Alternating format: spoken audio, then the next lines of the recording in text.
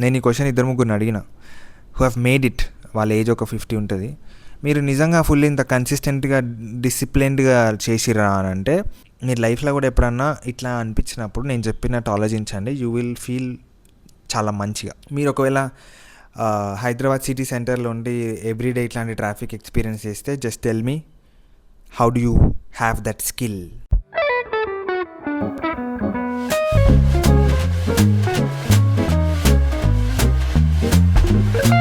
Hello guys, welcome back. సిరీస్లో break వచ్చింది ఎందుకంటే 2 days కొంచెం ఇంపార్టెంట్ పని మీద తిరుగుతుండే అండ్ నాట్ రిలవెంట్, అందుకే బ్రేక్ వచ్చింది. But still we're here to continue our series. ఇంకో విషయం ఏంటంటే, ఇప్పుడు దాకా నేను మా బ్రూచో ఉన్నాడు కదా, వాడిని వాకింగ్ తీసుకుపోతే ఆడ స్ట్రే డాగ్స్ ఉంటాయి కదా, అవి అరుస్తున్నాయి అన్నమాట. ఎట్లా అరుస్తున్నాయి అంటే వుల్ఫ్ లాగా, నక్క అరుస్తుంది కదా, అట్లా అరుస్తున్నాయి అన్నమాట. The woo sound. అయితే అది చూసి నాకు ఒకటి గుర్తొచ్చింది. అది అట్లా అరుస్తున్నప్పుడు దాంతోపాటు ఇంకో 2-3 కుక్కలు కూడా అరిచినాయి. అరవనికి ట్రై చేసినాయి. అప్పుడే పక్కన నుంచి ఒకరు వచ్చి దాన్ని ఎలగొట్టేసారు అరవకని. చుట్టుపక్కల ఒక కామన్ నోషన్ ఒకటి ఉంటుంది. నేను అడిగిన ఒకసారి, కుక్కలు అరిస్తే ఏమవుతుంది, ఇట్లా ఎందుకు ఆపేస్తారు దాన్ని అంటే, ఎప్పుడో చిన్నప్పుడు ఎందుకు ఆపేస్తారు దాన్ని అంటే, అరే ఈ కుక్కలు అరుస్తే అట్లా మనుషులు చచ్చిపోతారా, ఇంటి దగ్గర అరుస్తా ఇంటి దగ్గర మనుషులు చచ్చిపోతారా అంట. పోతారు, అదే కదా మా కాన్సెప్ట్. అప్పుడు నమ్మేసిన నేను, అవునా ఇట్లుంటుందా అని. ఇప్పుడు రియలైజేషన్ ఏముంటుందంటే, కుక్కలు అరిస్తే మనుషులు చచ్చిపోతారు, పిల్లలు అరిస్తే పిల్లలు పుడతారు. ఇవి అసలు ఎట్లా నమ్ముతారు మనుషులు? ప్రపంచంలో ఎక్కడైనా బతకడం చచ్చిపోవడం అనేది జంతువు చేతులు ఉంటుందా? It's surprising. It amazes me how the human brain works. నమ్మేస్తారు, దానికి లాజిక్ అవసరం లేదు, నమ్మేసాలి అంతే. అది మీ ఒపీనియన్ ఏందో కామెంట్స్లో చెప్పండి. మీరు కూడా నమ్ముతారు అవి? ఒకప్పుడు నేను నమ్ముతుండే, చిన్నగా ఉన్నప్పుడు, తెలివి లేనప్పుడు. ఇప్పుడు నవ్వు వస్తుంది అట్లా ఎవరైనా మాట్లాడితే. పిల్లి రోడ్ క్రాస్ చేస్తే ఏదో అయిపోతుంది, నల్ల పిల్లి, అది కూడా నల్ల పిల్లి అయితే ఇంకా danger. If you can see, ఇంట్లో ఎవరు లేరు, ఐఎమ్ హోమ్ అలోన్, అందుకే ఇంత ఓపెన్గా మాట్లాడుతున్నా మంచిగా. బుక్ మార్క్ ఎక్కడ పెట్టినా అట్లనే ఉంది. 2 days వీడియో చేయలే, బుక్ కూడా చదవలే. But it's okay guys. I have an opinion on consistency and అది కొంచెం కాంట్రరీ ఉంటుంది. వాట్ మీరు సోషల్ మీడియాలో చూసింది కానీ, లేదా motivational speakers, self help gurus ఉంటారు కదా, వాళ్ళు చెప్పిన దానికి కొంచెం ఆపోజిట్ ఉంటుంది. ఏంటంటే, యూజువల్గా మీరు మోటివేషనల్ స్పీకర్స్ లేదా సెల్ఫ్ హెల్ప్ బుక్స్లో చదువుతారు కదా కన్సిస్టెన్సీ గురించి. అంటే ఏదన్నా పని డైలీ చేయాలి, లైక్ కన్సిస్టెంట్గా ఉండాలి, ఎవ్రీడే చేస్తేనే సక్సెస్ఫుల్ అవుతారు, ఇట్లాంటి నోషన్ ఉంటుంది అన్నమాట. బట్ నేను దానికి కొంచెం ఆపోజిట్గా ఆలోచిస్తా. ఆపోజిట్ అంటే ఇంక్లైన్డే ఉంటుంది, కాకపోతే విత్ సమ్ ట్వీకింగ్. అది ప్యూర్లీ బేస్డ్ ఆన్ ఎవల్యూషన్, ఇంకా కొంచెం ఆబ్జెక్టివ్ ఉంటుంది, రేషనల్గా. ఇప్పుడు లెట్స్ సే ఒక మనిషి రోజు 30 pages చదువుదామని అనుకున్నాను మన లైఫ్లో first time. Self help start చేసిండు, లైఫ్ కొంచెం బెటర్ చేసుకుందామని. ఎవ్రీడే 30 pages చదువుతా నేను అండ్ జిమ్కి వెళ్తా ఎవ్రీడే. ఇది ఫస్ట్ స్టెప్ అయినది, కన్సిస్టెంట్గా చేయాలి ఇది. ఇప్పుడు ఏమవుతుందంటే, యూజువల్గా అట్లాంటి వాళ్ళు సెల్ఫ్ హెల్ప్ వీడియోలు చూస్తే వాళ్ళకి కన్సిస్టెన్సీ గురించి నేను చెప్పింది కనిపిస్తుంది. సో వాళ్ళు ఏం చేస్తారంటే, ఒక ఫస్ట్ డే లేస్తారు, మార్నింగ్ లేస్తారు 5 o'clock 6 o'clock, పొద్దున్న లేస్తారు. They'll start reading like 30 pages 40 pages books, self help books. దాని తర్వాత జిమ్కి వెళ్తారు. ఇట్లా 1 day చేస్తారు, 2 days చేస్తారు, 3 days చేస్తారు, 4 days చేస్తారు, కన్సిస్టెన్సీని మైండ్లో పెట్టుకొని. అది మంచి పని యాక్చువల్గా. బట్ కొన్ని కారణాల వల్ల లెట్స్ సే, ఇప్పుడు ఆ పర్సన్, చాలామందికి అయి ఉంటుంది ఇది, ఒక షెడ్యూల్ పెట్టుకుంటారు, కొన్ని కారణాల వల్ల 1 day 2 day మిస్ అయిపోతారు. ఇంట్లోకి నుంచి బయటికి వెళ్ళిపోతారో, లేదా ఏదో ఫంక్షన్ ఉంటుంది, లేదా ఫీవర్ వస్తుంది, లేదా అంతెందుకు అసలు లేవబుద్ధి కాదు, ఈరోజు నేను చేయను అనిపిస్తుంది.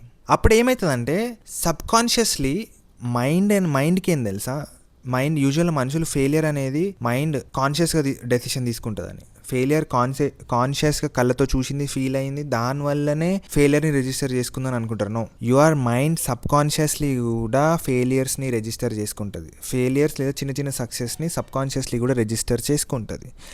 అండ్ మైండ్కి ఒక గలీజ్ అలవాటు ఏం తెలుసా, ఎప్పుడైతే అది ఒక ఫెయిలియర్ని సెన్స్ చేస్తుందో అక్కడ దానికి కన్ఫ్యూజన్ వస్తుంది. ఫస్ట్ ఆఫ్ ఆల్ ఆ ఫీలింగ్ నచ్చదు, కన్ఫ్యూజన్ వస్తుంది, స్ట్రెస్ వస్తుంది. అప్పుడు ఏమవుతుందంటే ఆటోమేటిక్గా మైండ్ మీకు ఏం చెప్తుంది అంటే కంఫర్ట్ జోన్లోకి వెళ్ళిపో అని చెప్తుంది. స్విచ్ టు ఇవన్నీ ఎందుకు రబీ, అవసరమా, పడుకోగమ్మున, ఎట్లా ఇప్పుడు 1 డే పోయింది, 2 days పోతుంది, ఏముంది పడుకోవాలి, థర్డ్ డే అయిపోతుంది, 4th డే అయిపోతుంది, then again your back to zero. ఏదైతే ఒక మంచి ఉద్దేశంతో స్టార్ట్ చేస్తారో అది మళ్ళీ జీరోకి వచ్చేస్తారు. ఇప్పుడు కన్సిస్టెన్సీని అట్లా చూస్తే ప్రాబ్లం అది అవుతుంది. నేను ఇంకో వర్షన్ చెప్తా. ఇప్పుడు ఆ మనిషి ఎవరైతే లైఫ్లో ఫస్ట్ టైం నేను రోజుకి 30 pages చదువుతా, జిమ్కి వెళ్తా అని చెప్పి 1 week వెళ్ళిండు, బ్రేక్ వచ్చిందో, ఆ పర్సన్ లైఫ్లో ఫస్ట్ టైం 7 days కన్సిస్టెంట్గా పని చేసిండు. కంపేర్ టు ఆయన ఎంటైర్ లైఫ్ ఆయన 7 daysగా కన్సిస్టెంట్గా ఒక పని అయితే చేసిండు.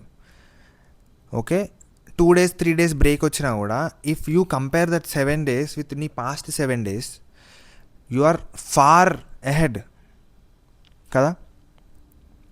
లాస్ట్ 7 daysతో కంపేర్ చేస్తే ఈ 7 days నువ్వు చాలా ముందుకు వచ్చేసినావు కదా. అట్లా 2-3 days బ్రేక్ వచ్చినాయి, మళ్ళీ నువ్వు కంటిన్యూ చేయొచ్చు, మళ్ళీ 5 days చేయొచ్చు, మళ్ళీ ఒక డే బ్రేక్ రావచ్చు. అట్లా మీరు అది ఆ 1 week + 5 days కంపేర్ చేసుకుంటే లాస్ట్ మంత్తో కంపేర్ చేస్తే ఈ మంత్ మీరు చాలా బెటర్ పొజిషన్లో ఉన్నారు కదా. మీరు ఈ వేలో మీరు మీ మైండ్కి ఫీడ్ చేసారు అనుకో, ఫెయిలియర్ అనేది మీకు కనిపించదు, మీ సబ్ కాన్షియస్ మైండ్కి కూడా సక్సెస్ లానే కనిపిస్తుంది. You're on the right track compare to the last month. Okay, ముందు మంత్స్తో కంపేర్ చేస్తే మీరు బెటర్ పొజిషన్లో ఉన్నారు. అండ్ యూజువల్గా సక్సెస్ఫుల్ మనుషులు కూడా మీరు వాళ్ళని చూడండి, వాళ్ళని ఆనెస్ట్గా క్వశ్చన్ అడిగాను ఎవరినైనా. నేను ఈ క్వశ్చన్ 2-3 అడిగిన హూ హ్యావ్ మేడ్ ఇట్, వాళ్ళ ఏజ్ ఒక 50 ఉంటుంది, మీరు నిజంగా ఫుల్ ఇంత కన్సిస్టెంట్గా డిసిప్లిన్డ్గా చేసిరా అని అంటే రోజు ఓడేస్తాడు అంటారు. రోజు ఎవరు చేయరు, టైం ఉంటుంది, ఫస్ట్లో చేస్తాం, చిన్న జనరేషన్ యంగ్ ఉన్నప్పుడు ఎనర్జీ ఉన్నప్పుడు చేసినాం, అప్పుడు బ్రేక్లు వచ్చినాయి, అప్పుడు కొన్నిసార్లు 1 week 2 weeks అసలు ముట్టుకోము దాన్ని, తర్వాత మళ్ళీ బ్యాక్ టు ట్రాక్ వస్తాం. అంటే దీని మీనింగ్ ఏంటంటే కన్సిస్టెంట్గా వాళ్ళు ఒక దానికి స్టిక్ అయి ఉన్నారు, అది కన్సిస్టెన్సీ. కన్సిస్టెన్సీ అంటే డైలీ ఆ పని చేసుకుంటూ పోవడం కాదు. అట్లా చేసుకుంటూ పోతే మంచిది, అది చేయొద్దు అంటలేం. కాకపోతే ఎప్పుడైనా స్కిప్ అయితే 1 month బ్రేక్ వచ్చినా, ½ month బ్రేక్ వచ్చినా డిసప్పాయింట్ కావద్దు. You have to compare your self last మంత్తోని ఈ మంత్ ఎంత బెటర్ ఉన్నా. ఇప్పుడు అన్నిటికంటే మీకు రెగ్యులర్గా బెస్ట్ ఎగ్జాంపుల్ చెప్తా. చాలామంది కాలేజ్కి వెళ్ళి ఉంటారు, మీరు కాలేజ్లో పబ్లిక్ హాలిడేస్ తీసేయండి, అవే వీక్లో 2 ఉంటాయి. అంటే సాటర్డే సండే, కొన్ని కాలేజ్లో ఓన్లీ సండే ఉంటుంది, సాటర్డే సండే కాలేజెస్ కూడా ఉంటాయి హాలిడేస్, అవి ఫెస్టివల్స్ వేరే హాలిడేస్ తీసేయండి. అది ఓన్గా ఆ హాలిడేస్ తీసేసినా కూడా కాలేజెస్ ఏం చెప్తాయంటే మీరు 75% అటెండెన్స్ మెయింటైన్ చేయాలని చెప్తారు. దాని ఇంకా లాజిక్ ఏంది, వై 75, 100 అని పెట్టవచ్చు కదా.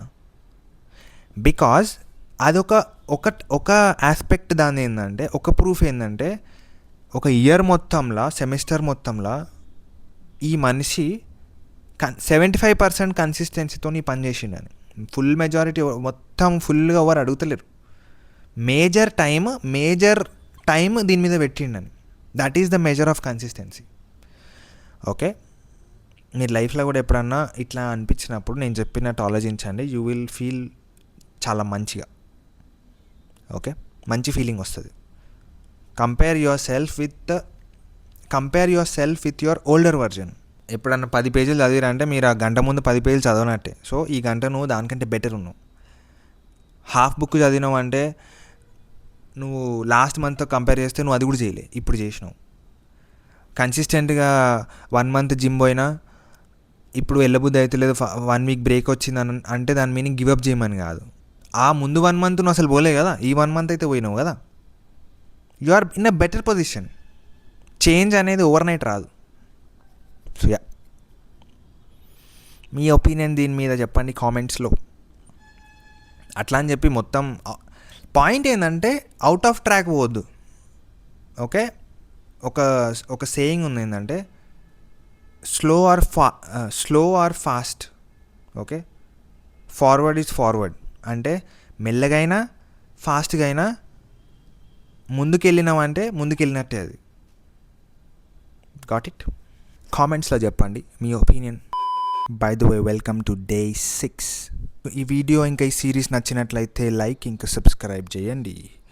అండ్ మీకు ఒకవేళ if you think that this video మీ ఫ్రెండ్స్కి రిలవెంట్ ఉంటే వాళ్ళతో షేర్ కూడా చేయండి, చాలా హెల్ప్ అవుతుంది. Thank you. నేను యూజువల్గా హైదరాబాద్లో సబర్బన్ ఏరియాలో ఉంటాను అనమాట. అంటే మెయిన్ సిటీ సెంటర్ ఏదైతుందో అటు సైడ్ ఉండను. సో నిన్న నేను 2-వీలర్ మీద అటు సైడ్ వెళ్ళడం జరిగిందనమాట. ఎప్పుడు పొద్దున 9 o'clock వెళ్తే మళ్ళీ రిటర్నింగ్ ఒక 3 o'clock అట్లా అయినమాట. నా లైఫ్లో ఫస్ట్ టైం నేను న్యూస్లో చూస్తాను హైదరాబాద్ ట్రాఫిక్ పెరుగుతుంది అనేది. లిటరలీ అది విట్నెస్ చేసిన. మీరు నమ్మరు, నా కళ్ళు మొత్తం రెడ్ అయిపోయినాయి ఆ పొల్యూషన్కి. ఇంకోటి ఏంటంటే, ఎందుకంటే నేను ఎప్పుడు 2-వీలర్ మీద అంత దూరం పోలేదు. వెళ్ళిన ప్రతిసారి 4-వీలర్లోనే వెళ్ళిన అనమాట సిటీ సెంటర్లకి.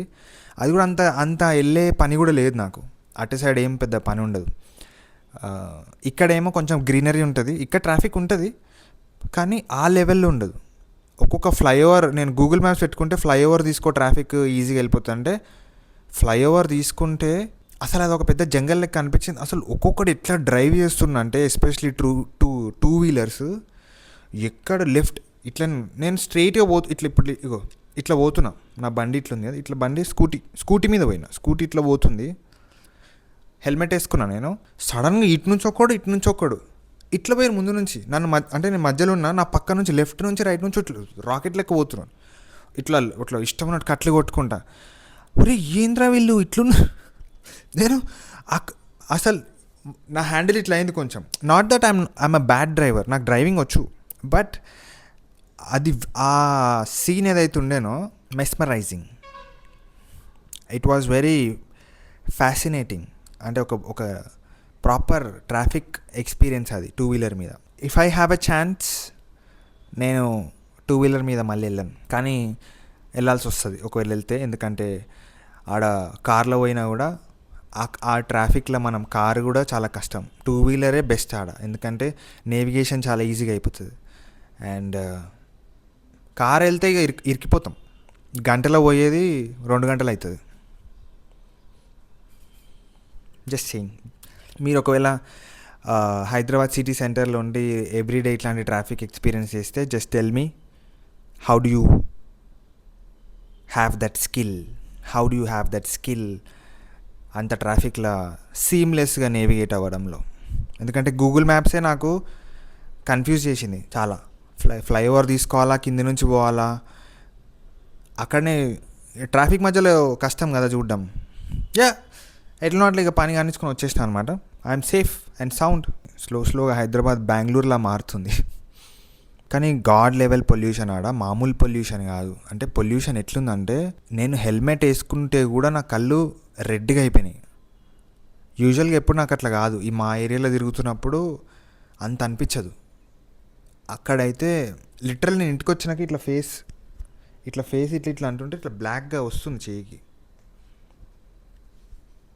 దీనికి ఒక రీజన్ ఉంది. ఇప్పుడు ఇంత ట్రాఫిక్ ఎందుకు ఉంది అని చెప్పడం పోతే అది చాలా టెక్నికల్ అయిపోతుంది. ఇక నేను అర్బనైజేషన్ నుంచి స్టార్ట్ చేయాలి మీకు చెప్పాలంటే, దాని సొల్యూషన్స్ అవన్నీ. అర్బనైజేషన్ అది బేసిక్లీ అర్బనైజేషన్. ఇంకోటి ఏంటంటే, ఇండియాలో కార్ అనేది ఒక స్టేటస్ సింబల్ అనమాట. ప్రతివాడు కార్ కొనాలి అని పెట్టుకుంటాడు, అదొక స్టేటస్ సింబల్ వాంది. ప్లస్ అది అవసరం కూడా ప్రొటెక్షన్కి. Car is safety, comfort plus safety car అనేది. సో కారు ప్లస్ అర్బనైజేషన్ ఈ రెండు చాలా పెద్ద రోల్ ప్లే చేస్తుంది. ఇంకోటి ఏంటంటే, పబ్లిక్ ట్రాన్స్పోర్ట్ మీద ఇక దాని గురించి చెప్పుకొని కూడా పాజిటివ్ ఏం లేదు. మీకు తెలుసు ఇండియాలో పబ్లిక్ ట్రాన్స్పోర్ట్ ఎట్లుంటుందో, బస్సెస్ ఫుడ్ బోర్డ్ చేస్తుంటారు. అది మజ్బూరి, ఇన్ఫ్రాస్ట్రక్చర్ లేదు. ఇట్లా చాలా ఫ్యాక్టర్స్ ఉంటాయి ట్రాఫిక్ ఆ లెవెల్లో ఉండడానికి. But let's see where it goes.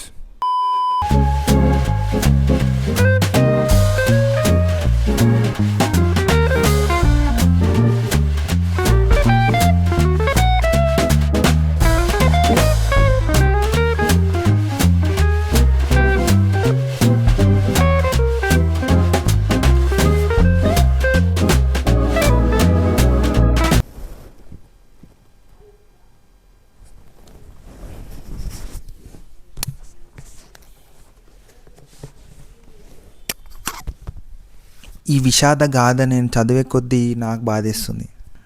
నాకు ఎందుకో దరిద్ర దేవతలు ఈ మనిషి మీద బాగా పగబట్టిందని నా ఫీలింగ్. వామ్మో. కొత్తగా వచ్చిన వాళ్ళకి వీఆర్ రీడింగ్ లైమిస్. ఇందులో ఒక క్యారెక్టర్ ఉంటాడు, వాడు 19 years ప్రిజన్లో ఉంటాడు. 19 years తర్వాత చాలా స్టోరీ జరుగుతుంది. మీరు కావాలంటే ముందున్న వీడియోస్ చూడండి. కాకపోతే ఇప్పుడు ఏమైందంటే ఒక వ్యక్తి జైలు నుంచి బయటకు వచ్చిండు. జైలు నుంచి బయటకు వచ్చే ముందు ఏమైందంటే ఆయన యూజువల్గా జైల్లో పనిచేసినందుకు ఆయనకి మనీ ఎర్న్ చేసుకుంటాడు కదా. ఆయన ఎంతైతే ఎర్న్ చేసుకున్నాడో అది ఇస్తారు కదా లాస్ట్కి. సో ఈయన ఒక 190 ఇండియన్ కరెన్సీలు చెప్తా, లెట్స్ అజ్యూమ్ చేసుకుందాం. ఈయన 19 years పని చేస్తే ఓ 1000 రూపాయలు సంపాదించింది అనుకుందాం. ఆయన బయటికి వెళ్ళేటప్పుడు నా పైసలు నాకు ఇయ్యరని అడిగితే ఆయనకి ఇచ్చింది 700. ఇదేంది నాకు 700 ఇస్తారు అంటే, నువ్వు సండే రోజు రెస్ట్ తీసుకుంటావు, ఇక్కడ సండే రెస్ట్ డే అంట మ్యాండేటరీ. సో ఆ రెస్ట్ కూడా కట్ చేసుకుంటాం మేము, నువ్వు పని చేయలే కదా దానికి ఎందుకు ఇస్తాం పైసలు అని చెప్తారంట. అది కాకుండా ఇంకా మిగతా కట్ చేసి 1000 రూపాయలు సంపాదిస్తే ఆయనకి ఇచ్చేది 700. ఇక 19 years తర్వాత మొత్తానికి బయట అయితే పడ్డా అని చెప్పి బయటికి వస్తాడు ఎట్లా అట్లా. ఇక ఎందుకు పెట్టుకోవడం, బయటికి పోతున్నాయి, ఇంకా దానికంటే మంచి విషయం ఏముందని చెప్పి సచ్చినట్టు మిగిలిన పైసలు తీసుకొని వస్తాడు, 700 తీసుకొని వస్తాడు. బయటికి రాగానే ఆయనకు ఏం చేయాలో అర్థం కాక బయట చూస్తే ఒక పని దొరుకుతుంది, ఏదో హార్డ్ వర్క్. ఆయన పని చేస్తాడు. పని చేసుకుంటూ మాట్లాడినప్పుడు పక్కన వాళ్ళని అడుగుతాడు, ఎంత ఛార్జ్ చేస్తారు, మీకు ఎంత ఇస్తున్నాడు ఈయన రోజుకి అని అంటే, ఆయన మాకు రోజుకి 500 ఇస్తుందని చెప్తారు. అంటే జస్ట్ ఆ పనికి 500 ఇస్తున్నా అనుకుందాం. అయితే ఈయన పని కంప్లీట్ చేస్తాడు, పోతాడు ఓనర్ దగ్గరికి. నేను ఈ పని చేసిన కదా, నా పైసలు నాకు ఇచ్చాయి, నాకు పైసలు నేను పని చేసినందుకని అంటే, నువ్వు సాయంత్రం రాపో అని చెప్తాడంట ఆయన చూసి. సరే అని పోయి సాయంత్రం వస్తాడు. మన జాన్ వెల్జాన్ హీరో అంటున్నా, ప్రొటాగనిస్ట్. సాయంత్రం వచ్చినప్పుడు ఆయనకి తీసుకొచ్చి 500 ఇచ్చే ప్లేస్లో ఆయనకి 300 ఇస్తాడు. ఆయన అంటాడు, అదేంది అందరికి 500 ఇచ్చి నాకు 300 ఇచ్చినావు అంటే, నీ దగ్గర పేపర్స్ ఉన్నాయని అంటాడు. పేపర్స్ ఏంటంటే బయటికి వెళ్ళినప్పుడు అప్పట్లో ఇది నేను ChatGPT కూడా చేసిన. ఫ్రెంచ్ రెవల్యూషన్ ఆ టైం ఫ్రాన్స్లో ఎవరైనా ప్రిజనర్స్ ఉంటే వాళ్ళు బయటికి వెళ్ళినప్పుడు వాళ్ళకు ఒక ఎల్లో పేపర్ ఇచ్చి పంపిస్తారంట. ఎల్లో పేపర్, ఆ పేపర్ మీద వాళ్ళు this person is an ex convict, he might be dangerous అని రాసిస్తారంట. సో ఆయన పేపర్ చూస్తాడు, చూసిన తర్వాత 300 నీకు 300 ఎక్కువ తీసుకొని పో అంటారంట. అదేంది అందరు చేసే పని కంటే నేను కొంచెం ఫాస్ట్గా చేసిన, ఎక్కువ పని చేసిన కదా అంటే, వన్ కలర్లో చూసి ఓనర్ నీకు మళ్ళీ జైలు పోవాలని ఉందా అని భయపెడతాడు. వాడు సర్రా నాయన అని చెప్పి 300 తీసుకొని పోతాడు. లాస్ట్లో లైన్ రాసిండు, అది చూసిన తర్వాత నేను ఇట్లా డీలా పడిపోయినా నేను. ఏంటంటే, by reducing his savings society the state had robbed him in a big way. అంటే స్టార్టింగ్ జైలు నుంచి బయటకు వెళ్ళినప్పుడు ఆయనకి ఎంత అయితే రావాలో అది కట్ చేసుకొని ఇస్తారు కదా అది.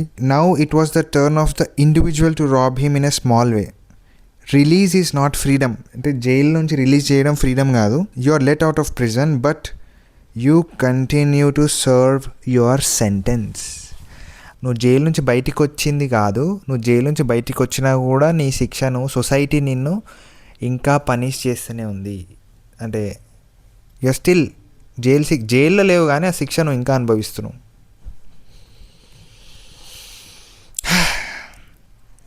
ఇప్పుడు ఇది ఫిక్షనల్ స్టోరీ కదా, అంతెందుకు ఆలోచిస్తున్నావు అంటే, యూ నెవర్ నో లైక్ ప్రపంచంలో ఎవడు ఎట్లాంటి సిచ్యువేషన్లో ఉన్నాడు, ఏం చూస్తున్నాడు, వాడు ఒక రకంగా బిహేవ్ చేస్తున్నాడు అంటే దాని వెనకాల రీజన్ ఏంది అది మనకి ఎప్పుడూ తెలియదు.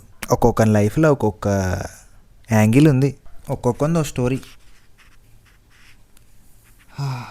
అదనమాట. ఇప్పుడు నేను ఒకటి చెప్పడం మర్చిపోయినా. నేను ఈ గ్యాప్లో జిమ్కి కూడా వెళ్ళేసి వచ్చేసిన. అంటే నేను అది రికార్డ్ చేయలే, ఒక కొన్ని పేజీలు చదివేసి జిమ్ కూడా వెళ్ళిపోయినా. జిమ్కి వెళ్ళిపోయి వచ్చి ఇప్పుడు నేను ఒక ప్రాపర్ మ్యారథాన్ చేయాలి. ఎందుకంటే మన టార్గెట్ మనం చాలా ల్యాకింగ్ ఉన్నాం.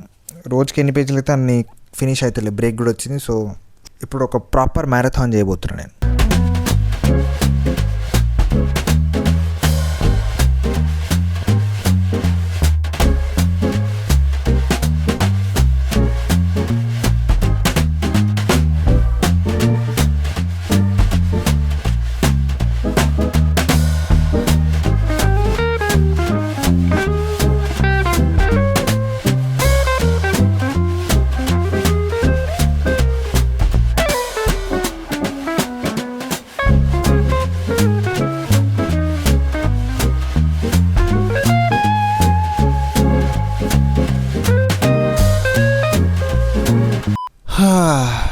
యట్ అనదర్ డే, మళ్ళీ ఇంకో రోజు. వీఆర్ టార్గెట్ సెట్ చేసింది ఎవ్రీ డే. వీఆర్ యాక్చువల్లీ ఇన్ని రోజులు బ్రేక్, ఒక 2 days బ్రేక్ ప్లస్ ముందు కొంచెమే చదవడం